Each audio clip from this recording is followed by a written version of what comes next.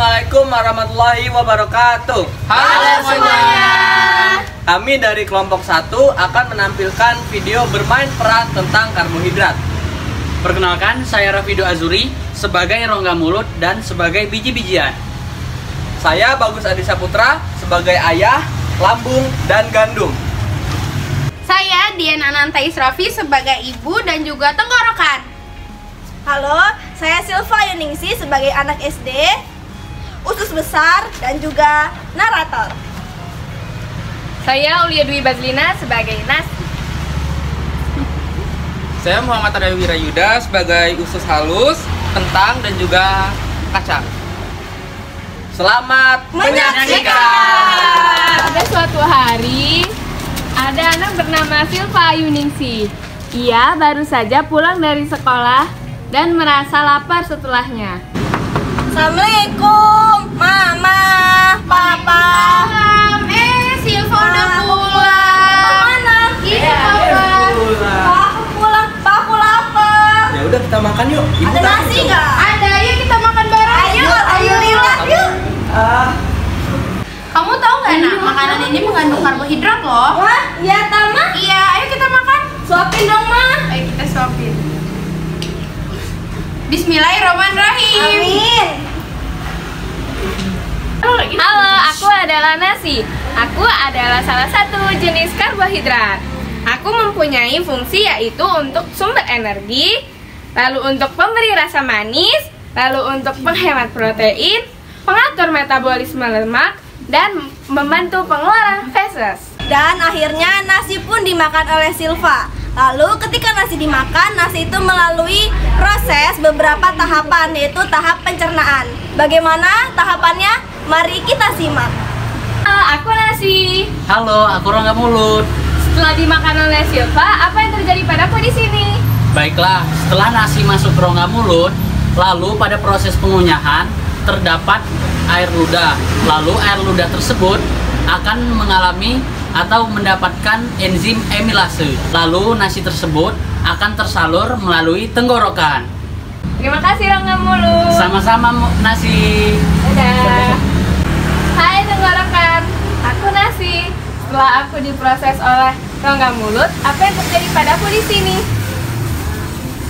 Setelah melalui proses pencernaan yang dilakukan oleh rongga mulut, yaitu pencernaan mekanis yang dilakukan oleh gigi dan juga kimiawi yang dilakukan oleh ludah, maka karbohidrat kemudian masuk melewatiku.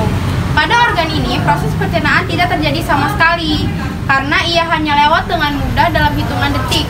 Hal ini diakibatkan oleh adanya cairan mukus yang sangat licin pada dindingku. Terima kasih tenggorokan. Setelah ini, aku harus kemana? Setelah ini kamu akan masuk ke lambung. Baiklah, terima kasih tenggorokan. Dadah. Wah, aku di mana sekarang? Kamu sekarang di lambung. Apa yang terjadi padaku di sini? Nah, kamu di sini akan langsung diterima olehku untuk kemudian diolah dan dicampurkan dengan asam lambung atau HCl yang bersifat korosif. Nah, percampuranmu asam lambung dan juga makanan lain terjadi dengan bantuan gerakan kontraksi lambung. Proses ini membuat karbohidrat menjadi lebih cair dan hancur. Cairan karbohidrat yang bercampur dengan makanan lain kemudian disebut dengan istilah cimus. Terima kasih lambung, aku akan menuju proses selanjutnya. Oke, hati-hati. Dadah. Aku di mana ini? Wah, kamu sedang ada di usus halus. Wah, apa yang terjadi padaku di sini? Jadi di usus halus ini kamu akan melalui 3 tahap, yaitu di organ usus 12 jari, usus kosong, dan usus penyerapan. Jadi pertama kamu akan masuk ke usus 12 jari. Ayo masuk. Kamu kan sudah menjadi cimus atau cairan yang mengandung karbohidrat dan makanan-makanan lainnya dari lambung itu tadi ya. Nah, di sini kamu itu akan dicerna secara kimiawi menggunakan enzim amilopsin atau enzim amilase yang dihasilkan dari getah pankreas. Nah, enzim ini memecah amilum yang belum sempat terurai sempurna di rongga mulut tadi untuk menjadi disakarida. Kemudian, ayo, kamu akan aku ajak ke usus kosong.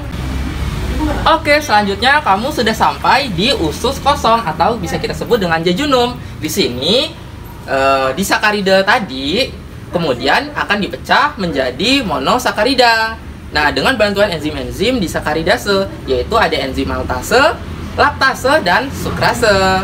Nah, yang terdapat pada getah usus halus hasil sekresi dinding-dindingnya. Pemecahan di sakarida ini tergantung pada jenis dan jumlahnya. Kemudian, ayo, kamu akan aku bawa ke usus penyerapan atau ileum.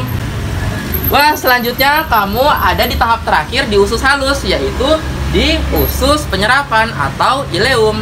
Nah, di sini setelah melalui usus kosong, monosakarida hasil penguraian enzim di sakarida tadi kemudian diserap oleh dinding ileum atau usus penyerap.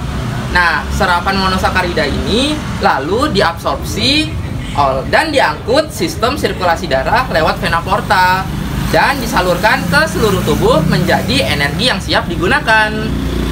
Nah, kamu sudah selesai nih di usus halus. Selanjutnya kamu harus ke usus besar. Baiklah, aku akan menuju usus besar. Terima kasih usus halus. Sama-sama. Nah, akhirnya nasi pun masuk ke dalam usus besar.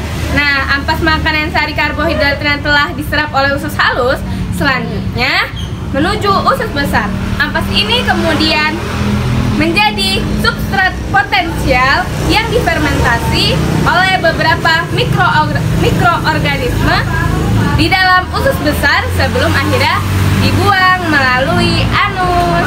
Namun sayangnya Silva ini terlalu banyak mengkonsumsi karbohidrat sehingga menyebabkan ia menjadi mudah emosi. Aduh, lapar banget nih. Kalah lagi. Mana sih dari tadi kalah terus?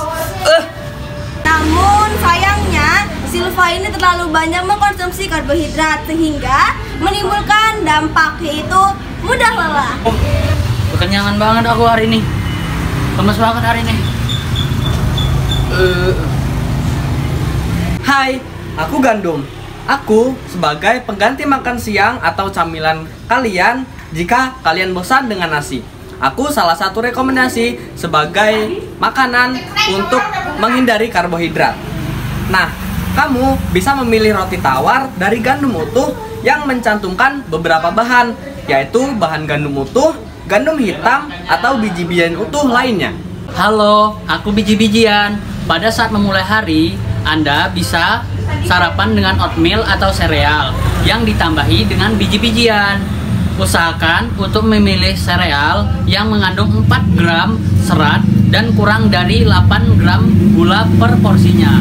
Baik, rekomendasi yang ketiga yaitu kamu bisa mengganti kentang dengan kacang. Alih-alih memakan kentang yang bisa menaikkan berat badan, kamu bisa memakan kacang sebagai penggantinya. Pasalnya, kacang ini dapat dengan mudah untuk kita cerna. Dan kacang ini dapat dengan secara perlahan dan mengandung protein yang sehat bagi tubuh kita. Nah, itu tadi proses pencernaan nasi, di mana nasi merupakan salah satu makanan yang mengandung karbohidrat. Teman-teman sekalian, kita harus pintar-pintar memilih makanan yang mengandung karbohidrat.